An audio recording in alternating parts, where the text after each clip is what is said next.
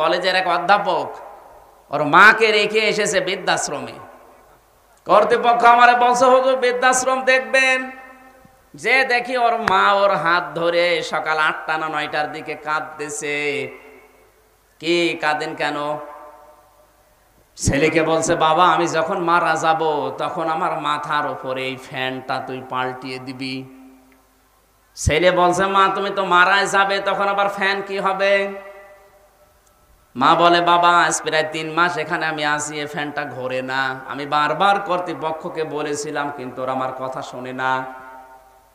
আমি বাস্তবে 3 মাস এসে যা পেয়েছি আমার মন ডেকে বলছে কিছুদিন পরে তোর সন্তান তোর এখানে রেখে যাবে, কিন্তু তোর তো ফ্যান ছাড়া ঘুম হয় না, ছোটবেলা থেকেই তোকে হাওয়া ছাড়া আমি ঘুমাতে পারিনি, সুতরাং তোর কষ্ট হবে। তোকে আগে থেকে আমি অভিজ্ঞতা জানালাম, ফ্যানটা তুই আমার মরণের পরেই পাল্টিয়ে দিবি, তোর কষ্ট কম হবে। এই অবস্থায় দেখলাম ওর হাতের ওপরে ওর মা মারা গেল। মায়ের পা জড়িয়ে হাও মাও করে কেঁদে বলছো হুজুর এই দোষ শুধু আমার একা না, এই দোষ আমার বউর। 3 মাস আগে আমার বউ আমাকে আদেশ দিয়েছে এই বুড়ি যদি বাড়ি থাকে আমি তোমার ভাত খাবো না।